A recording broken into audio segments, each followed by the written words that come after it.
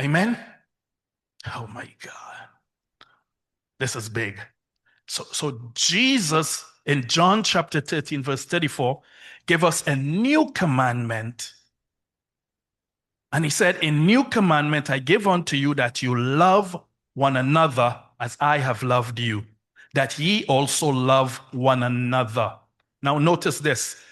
The commandment of Jesus isn't rules and regulation. It's just loving one another as he had loved us. No rules, no regulation. Just love now. Just love. Why God wants us, why he wants us to just love now. No more rules, no more regulation. Just love. Just love. Why? Because, get this, everything we do now should come out of love. Everything we do now should come out of love. In the Old Testament, thou shalt not kill, thou shalt not steal, thou shalt not commit adultery. People were doing these things, but it wasn't motivated by love for the other person.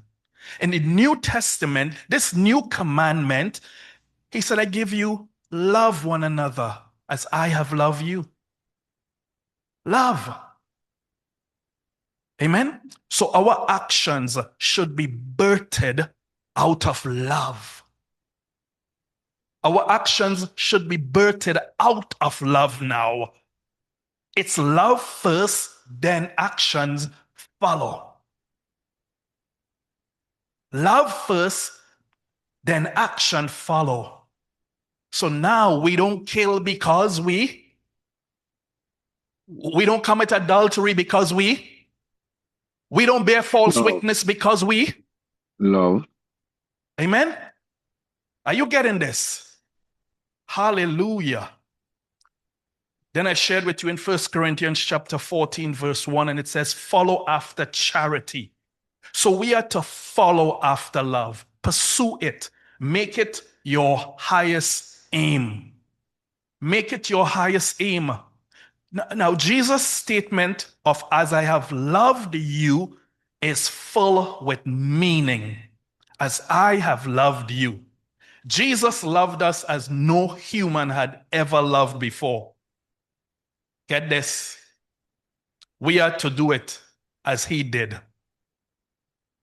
We are to do it as he did. Jesus, get this. Jesus loved like no human had ever loved before. And we are to do it exactly like him. Woo! We are to do it exactly like him. So most of us do not really think that this is something that we can do. Most of us. Because I've been listening to you for the last couple of weeks and I can't forgive. I don't think I can do this. I don't think I can do that. Yes, you're right. The Christian life is impossible to live. Now get this, in your own human ability. It's impossible to live in our own human ability. You getting this? Last Thursday, I started to share with you some of the reasons I believe most of us Christians is not loving others as Jesus had loved us. And the first reason I give,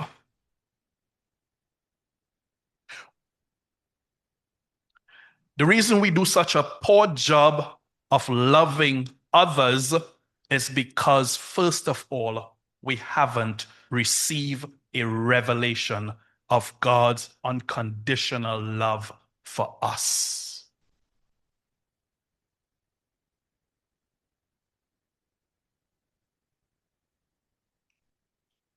We haven't received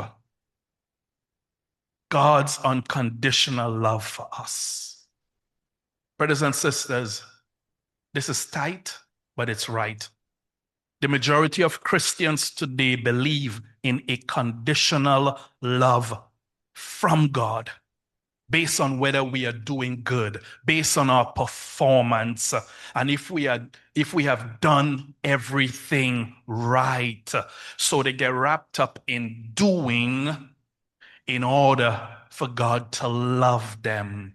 And this is why we turn around and expect others to be doing good before we could extend love to them, before we could extend forgiveness to them, because we think that is the way God is with us. We think that is the way God is with us. So we treat people the same way that we think God treats us. We treat people the same way.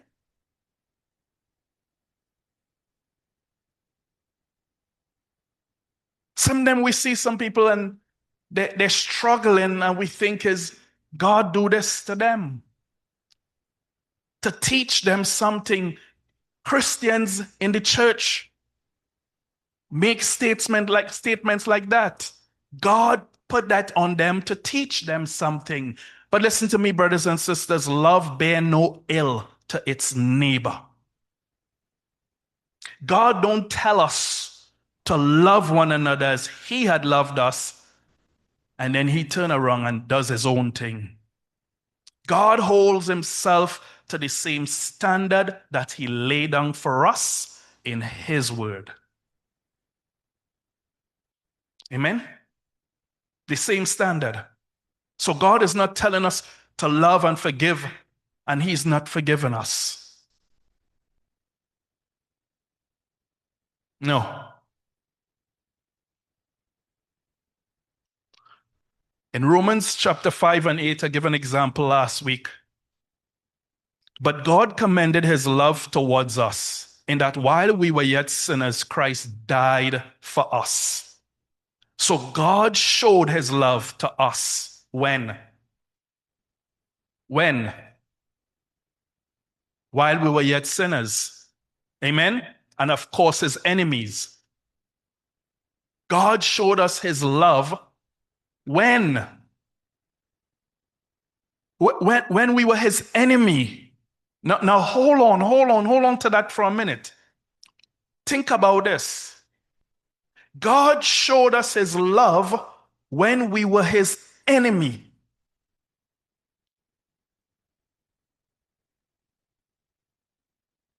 Am I missing something here?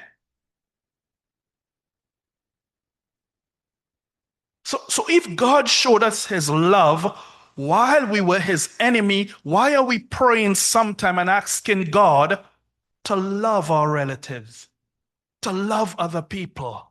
Come on. These things have to get done on the inside of us.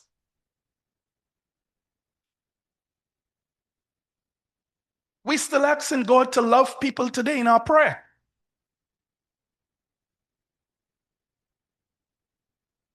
And we should be demonstrating God's love as his children.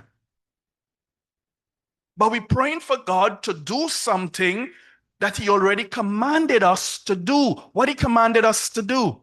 Love one another as I have loved you. Love one another as I have loved you.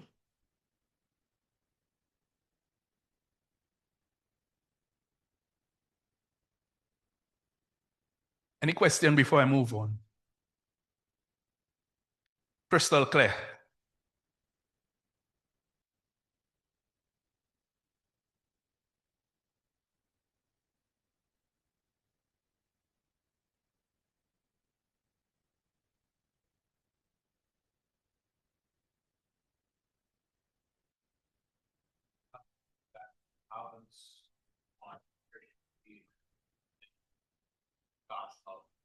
Say again?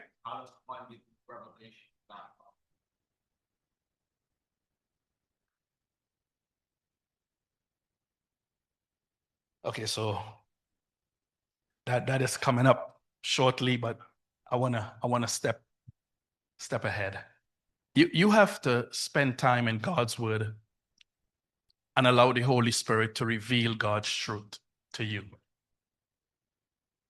I would get into more details in that when we comes to that part, but I'll be coming to that part pretty soon.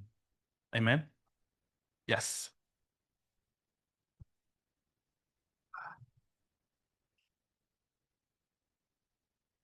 Oh, to love others. But I think that we are for ourselves. We can't do it on our own. So that is why, we have to ask the Lord. That's just to help us. To help us to love others, Absolutely. when they do Absolutely. a thing, Yeah. right? Yeah. We love them. Absolutely. So what I'm dealing with here, I'm dealing with some misconception as to why so many believers struggle with loving others. And one of the misconceptions is that we think we have to earn God's love. But God's love is unconditional. God don't love us because we are lovely. God don't love us because we comes to church. God loved us while we were yet sinners. So if you had this misconception that you have to do right in order for God to treat you right, no, that is not what Christianity is about. God extended or showed his love for us while we were yet sinners. Amen. So we never had to try and earn God's love. In 1 John 4:10, it says, herein is love. Herein is love. Get this, not that we love God, but that he loved us and sent his son to be the propitiation for our sins. Listen to me. Our love for God is not the greatest example of love because we have every reason to love God. Are you getting this? Listen to me again. Our love for God is not the greatest example of love because we have every reason to love God. We have every reason to love God. But listen to this. He has been awesome towards us all. But God's love for us is the greatest example of love. Why? We haven't done anything to receive his love. We deserve judgment. And he extended love. He extended mercy for us. Now, if we don't grasp these truths, we're still going to waver. This is like foundational stuff. This is like foundational. Yes, God love us. This is how we get revelation. But if your foundation is shaky, then you cannot build on it. These things are foundation. We need to deal with the stuff that we've been believing all our life. We need to know that God is a loving God. He is love. Amen.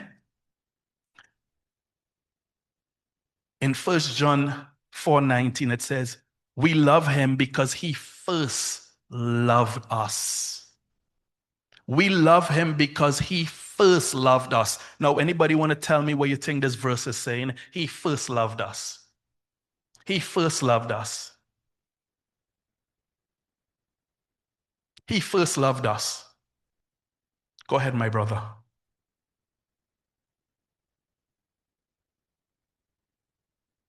There you go. So he says he demonstrated it. When did God demonstrated his love? Come on. When he sent Jesus. Amen. When he sent Jesus is when God's love for mankind was revealed. I want you to get this. When God's love for mankind was revealed. Amen. So when we mess up and we think he's harsh with us, we think God is upset with us. How much of us thinks like that sometimes? Come on. Come on. Let's be honest with this. That's why we are so judgmental when we see others messed up. When they miss the mark, we begin to judge them because we believe that God judges us and treats us the same way. So before we could turn around and love others as He loves us, then we need a revelation of how much He loves us. Amen? I know you hear me saying a revelation, but hold on. It's coming. So if we receive a full revelation of God's love for us, it becomes easy to love others with the love that we have received. Now I begin today's Bible study. Now I begin. Yeah. You see, I really want to take my time with this because I know you have to go over, ponder, meditate. Listen, we've been hearing something all our life. The truth you heard once is not going to change it. I say, if you've been hearing something all your life, the truth you hear once is not going to change it. You have to go over and over and over and over it again. Amen. This is not just get into the Bible, read something, share it with you. These are stuff that we've been pondering on for years. Believe me, for years. It's not a today thing. And I don't expect anybody to just grasp it today. Amen? But you have to be diligent. You have to be consistent in your pursuit of this truth. Amen? Number 2, God has been misrepresented. In 1 John 4:9, in this was manifested the love of God towards us, because that God sent his only begotten Son into the world that we might live through him. Listen to this. God expressed his love towards us by sending his only begotten Son. Anybody ever thought about that? If you really ponder on that, what is that saying to you? Most people you ask that question going to say, okay, well, God sent his Son, Jesus, and he died. He sent his Son, Jesus, and Jesus died for us, right? Most of the time we hear that, right? Come on, am I the only person hearing that? We believe that is how God expresses love for us. Okay, so watch this now. In John chapter 13, verse 34, this is where I say we have to ponder on these things. We have to meditate these things. Jesus said, if that is what Jesus came to do, Jesus said, love one another as I have loved you. So what are you to do now? Huh? You didn't just get that. Listen to me again. Most people think that all Jesus did for us was died. That's how he demonstrated his love for us. That's what we hear most of the time. That is how he demonstrated his love. So in John 13, verse 34, he says, love one another as I have loved you. What are you to do now?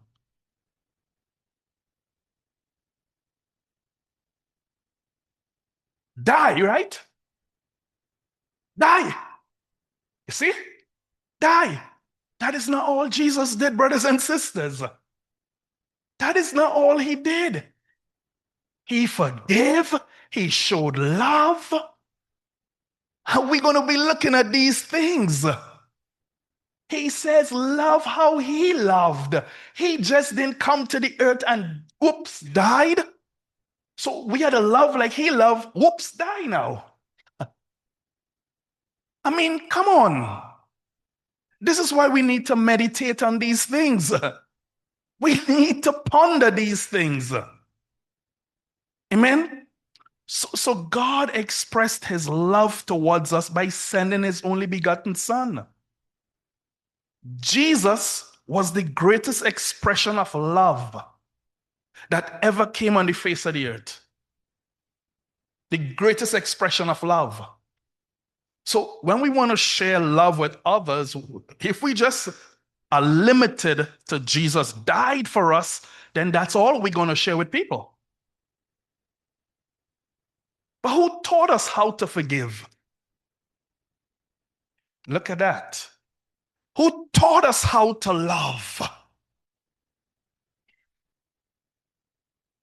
Who didn't condemn us when we sin?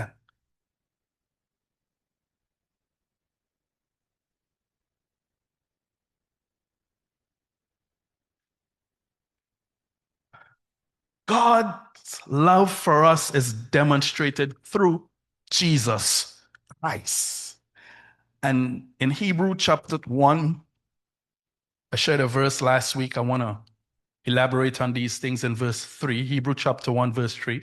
It says, who being the brightness of his glory and the express image of his person, and upholdeth all things by the word of his power, when he had by himself purged our sins, sat down on the right hand of the majesty on high. This is saying that Jesus was exactly like his Father. He was an exact copy. Jesus perfectly represented God to us. Jesus perfectly represented God to us. So this should be broadening your thinking now. Jesus perfectly represented God to us. If we look at Jesus, then we are looking at the Father. I say if we are looking at Jesus, then we are looking at the Father. Hmm. Let me fit this in. You don't have to pay for this one. When we look at Jesus, and sometimes we read a scripture,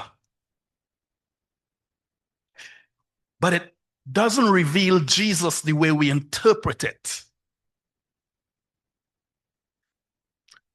That is where the problems start to come. We interpret scriptures sometimes and forget Jesus, leave out Jesus. But this verse is saying Jesus is the perfect representation of God.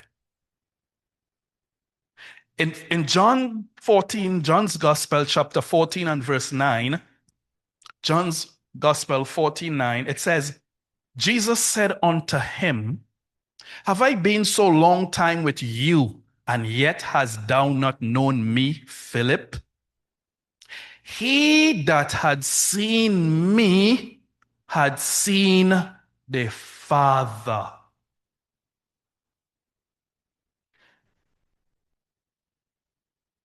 Let that soak. Because sometimes we interpret scriptures and say, God says, but Jesus never demonstrated that to us. We need to know why God did that. Don't say that is how God is. I want you to get this. Jesus said, he that had seen the Father, he that had seen me had seen the Father. And how sayest thou then, show us the Father? Hold on to this one. Jesus is God's word revealed. Jesus is God's word revealed. Jesus said, no man cometh unto the Father except by me. There is no way to know the Father without Jesus.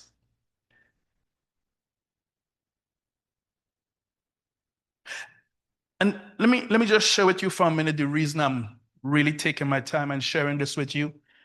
Because when you use a verse and say God is love to some people outside, They ask you, so why did God do this? And why did God do this? There are people, there's a certain, I think he's a radio host right now. He's an atheist right now. He don't believe in God. Because when he was younger, his sister, he was like 5 years old, his sister was like 4 years old. And they were playing in the street, and she was struck and killed by a vehicle. And the day of her funeral, the pastor told the little boy, God wanted his little sister in heaven. And he said, if God did that, he never wants to serve God. He never wants to serve God. And these are some of the things we are sharing with people today. These are some of the things that we do more harm to them than good. It's only the truth they know can set them free, brothers and sisters. We serve a loving God. We serve a loving God. Amen? Back in 1 John 4:9, it says, "In this was manifested the love of God towards us, because that God sent his only begotten Son into the world that we might live through him." Now listen to this. Love isn't just a feeling. It's an action. It's an action, right? Hold on, it's an action. When did God commended his love towards us? When he sent Jesus, right? He sent Jesus. John 3:16, for God so loved the world that he gave his only begotten Son. All right? So it's an action. Love has to be expressed. Love has to be expressed. God's spirit, we physical. How are we to know God's love? God's love has to be expressed to us. God's love has to be expressed. Get this. God expressed his love towards us by giving his only begotten Son so that we can partake of his life. God always wanted to show mankind how much he loved them. So why he couldn't? Why he couldn't all the time? Why he couldn't? Why he couldn't? God wanted to reveal his love for us. It didn't have a perfect person to demonstrate God's perfect love on this earth till Jesus came. It didn't have a perfect person. So in 1 Timothy chapter 3 and verse 16, it says, and without controversy, great is the mystery of godliness. God was manifested in the flesh. He had to become a man to show us his love. It had no perfect man to demonstrate God's love. He had to take the form of flesh to demonstrate, to express his love to us. And now that we get in this revelation through his word, now we can turn around and love others because we see him in Christ. We begin to see him in Christ and not interpret scriptures that contradict what the Spirit is revealing to us in Christ. Amen? So he had to become a man and demonstrated it for us. Now look at Jesus here. Let's look at John chapter 13. In context here, Jesus was sharing with us. John, in fact, was sharing with us in context what Jesus did. In John chapter 13 and verse 1,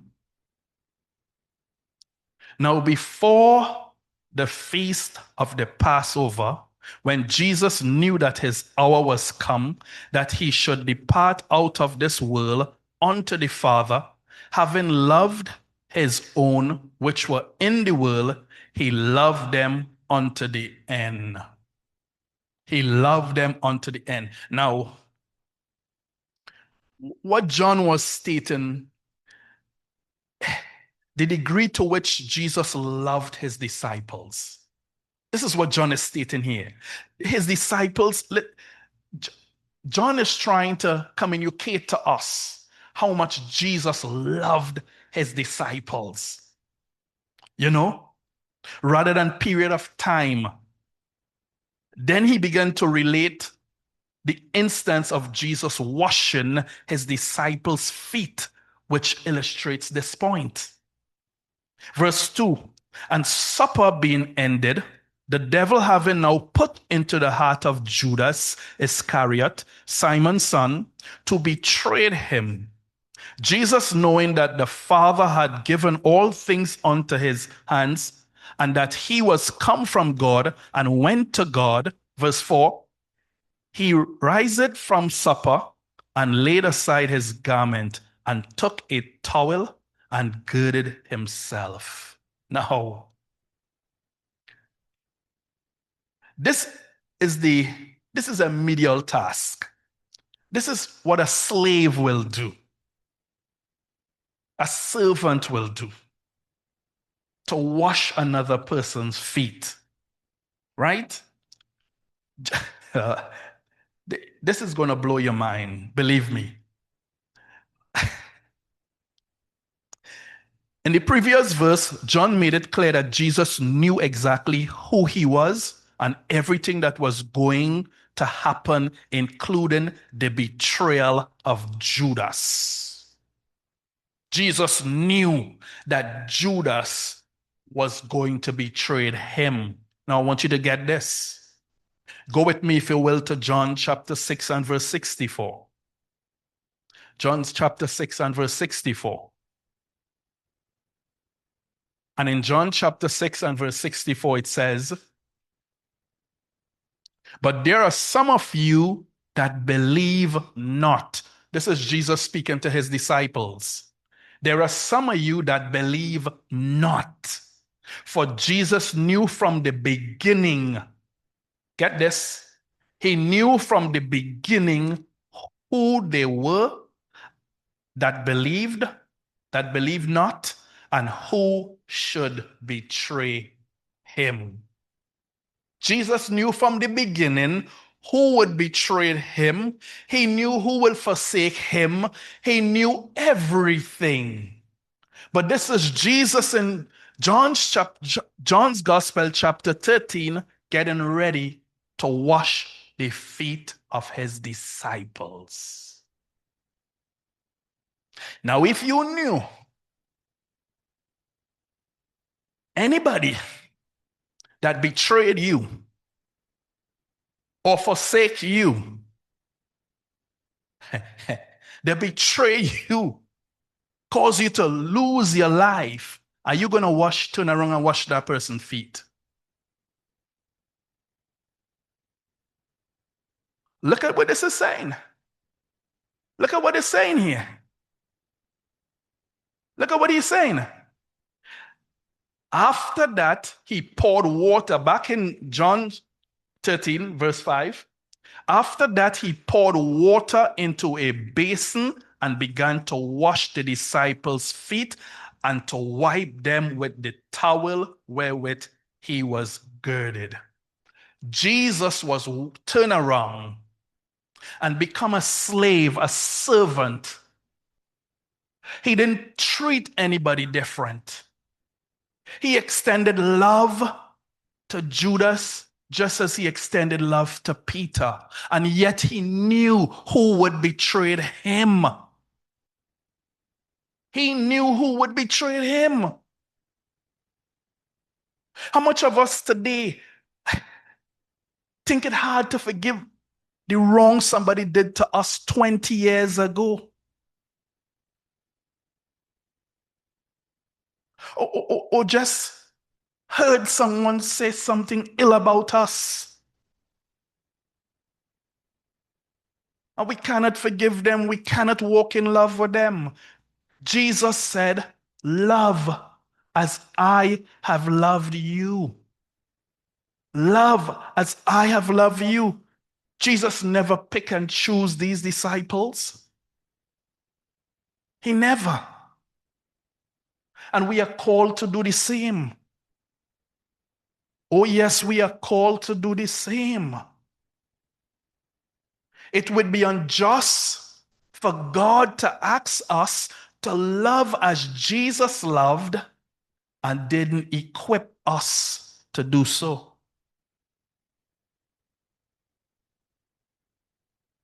But we need to discover through his word how we can do so. Amen. So Jesus knew from the start that Judas would betray him. But Jesus didn't reject Judas. Jesus didn't say, go from around me. I don't want to be around you. Jesus knew from the beginning.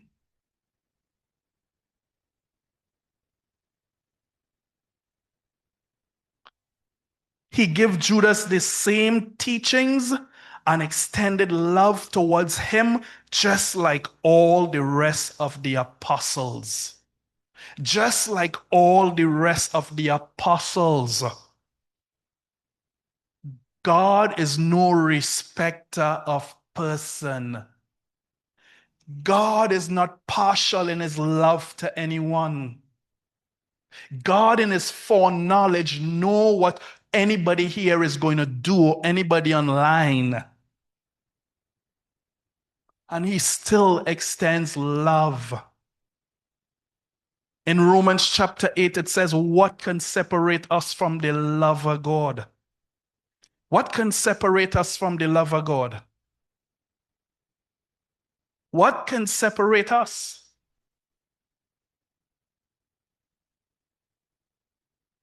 Judas was right there. If you look at, in that same chapter, verse 11,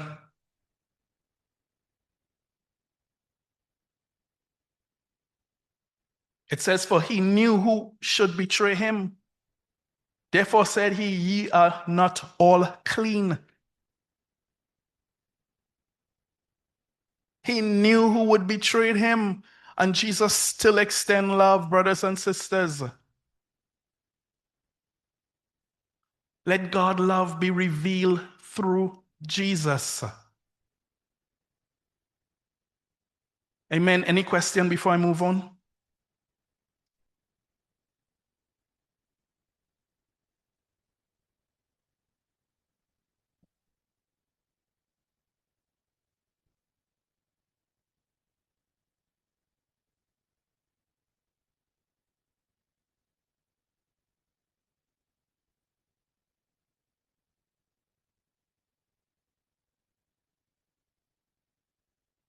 Let's look at another example in John chapter 8 and verse 13.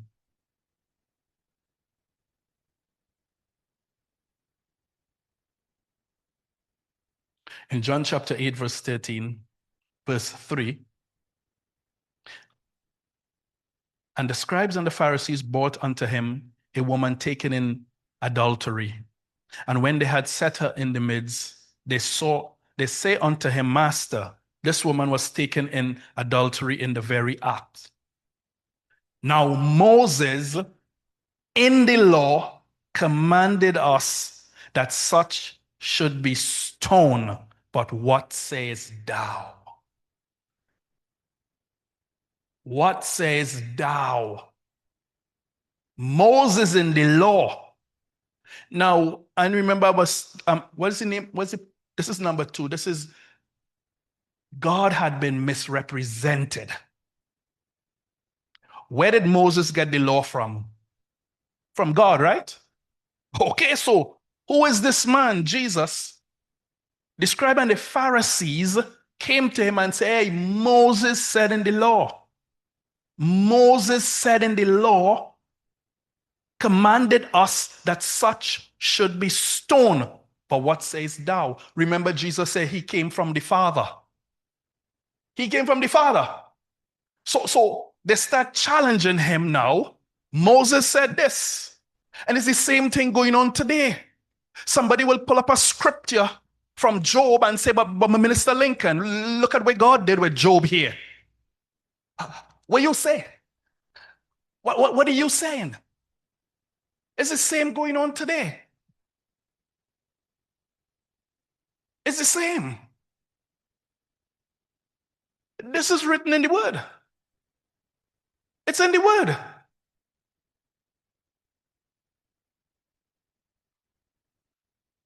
This they said, tempting him that they might have to accuse him. But Jesus stooped down and with his finger wrote on the ground as though he heard them not. So when they continue asking him, he lifted up himself and said unto them, he that is without sin amongst you, let him first cast a stone at her. Let him first cast a stone at her. Now remember I said, listen good. Jesus is God's love revealed. So legalism people, law-minded people had problems with Jesus. They had problem with Jesus. And if we are to love like Jesus, then we need to know Jesus. We need to know Jesus.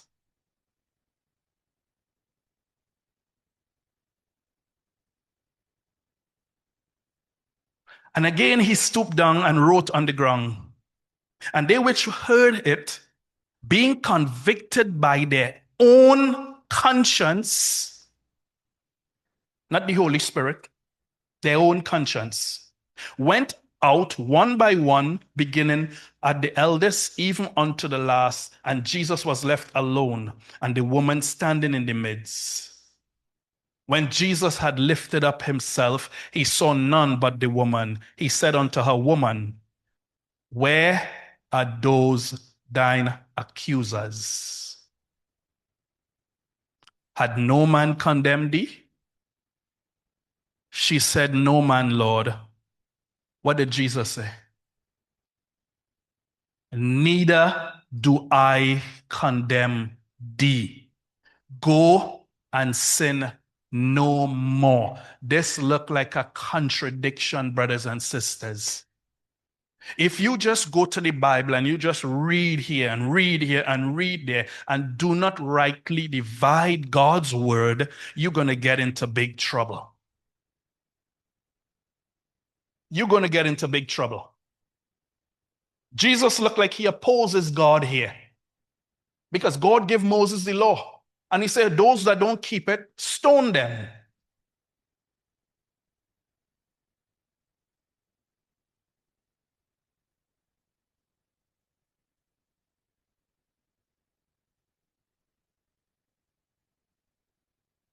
Amen?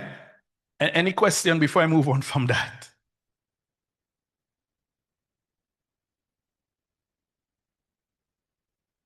No, it's just studying, bro. This is just foundational stuff. No, it's just foundational. Believe me, it's just foundational. You can't build on a shaky foundation. We cannot build on a shaky foundation. Amen? Honestly, we cannot.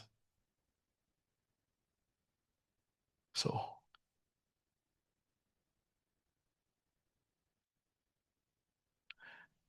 neither do I condemn thee. Go and sin no more.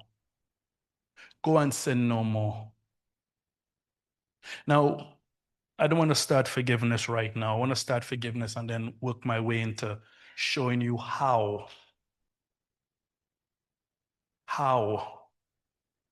we are able to love others as he loves us.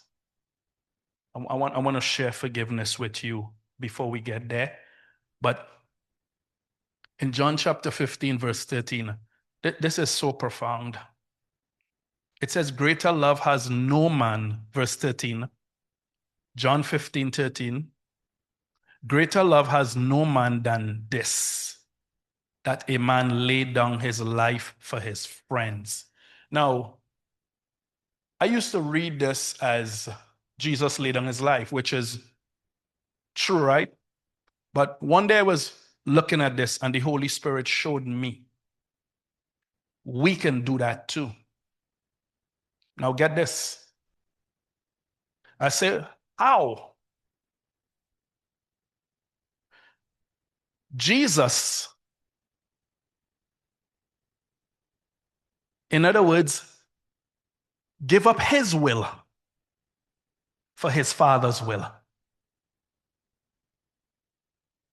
Jesus could have done so many things in life. Jesus could have done so many things in life, but he gave up his life. Life the way we know it, for us to have life. Today, when we make a sacrifice for another brother or sister, it's when we're giving up ourselves to accommodate someone else. It's when we're giving up ourselves. How much time we ever inconvenient ourselves for a brother or sister? This is so, how much times we ever inconvenient. We're not going to do it if it's going to inconvenience us. I'm not going to drive from Long Island to come by you to help you change a tire on your car.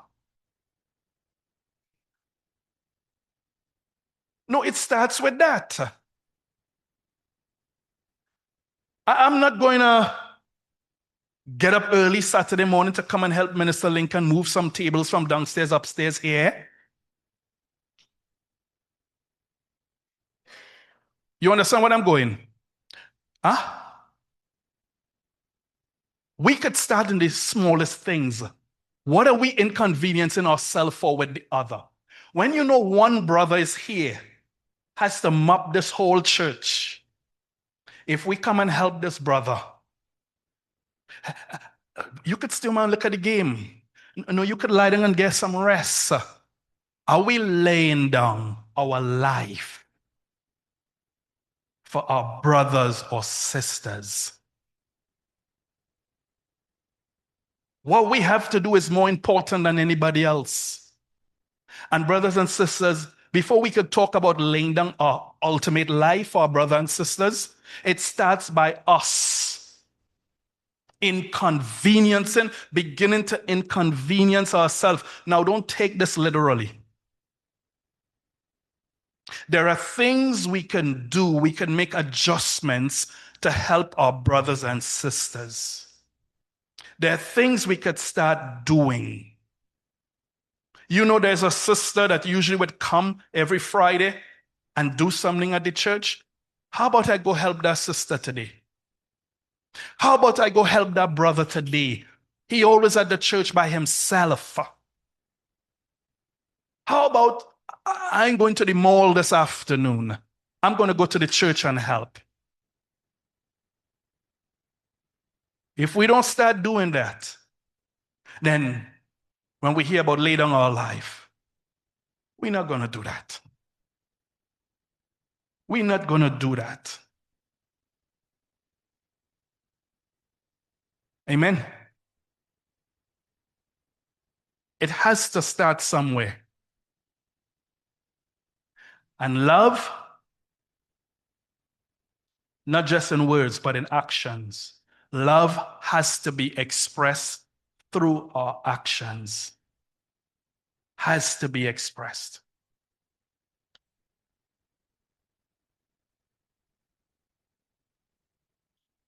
Go read the story on the Good Samaritan.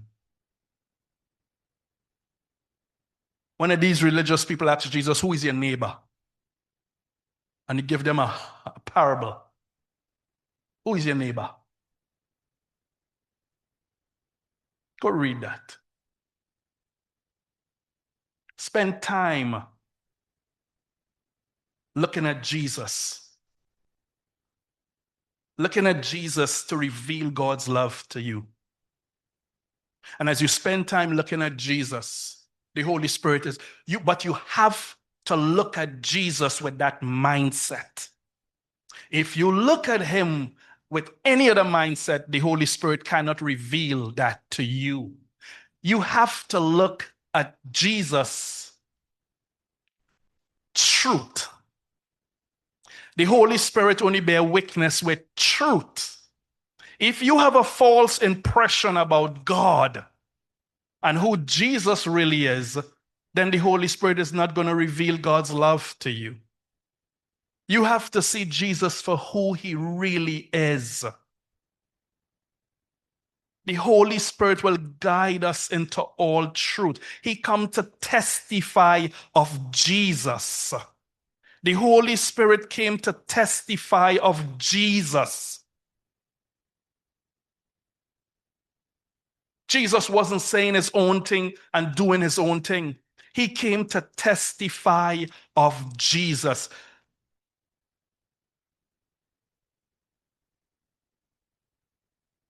Allow him to take you through these scriptures.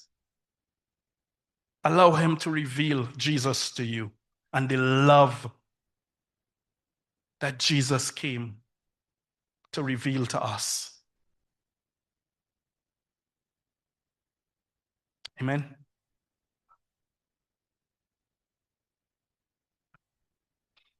Any question?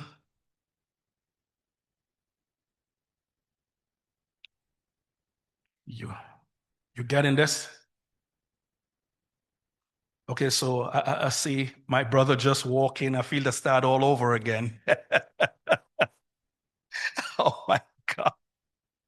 I feel the start all over again, but brother, I take my time in recapping, so whatever you miss, you're definitely going to catch it back next week. It's about, in all like get understanding. It's not something we're trying to rush through. You know, I believe, listen to me. If I guarantee you, if you come here every week, you're going to get something different. You're going to get something different that helps you really understand God's love.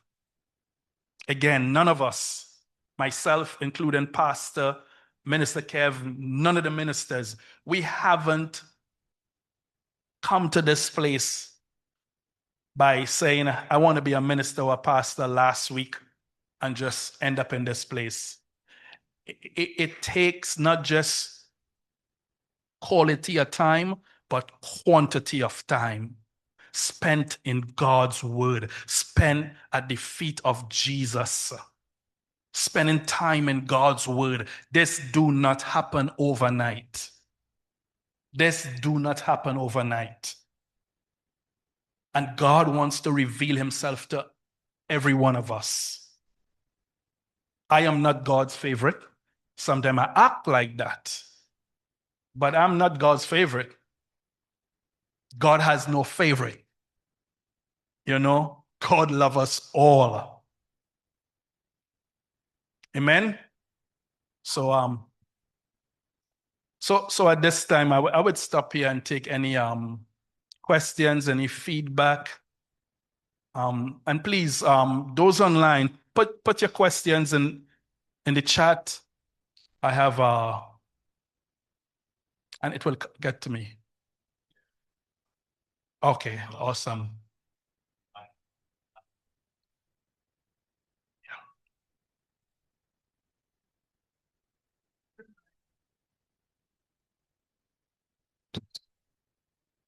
Good night, everybody. I would like to say this. He was speaking about love. I used to watch Minister Dawn on Sundays.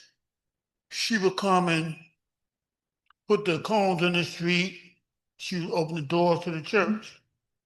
And the Spirit of God spoke to me and said, come up beside her. And I started doing that, getting up 8 o'clock on Sunday mornings to meet her here. Sometimes she get here, the doors be open and whatnot. But then now it became a part of me.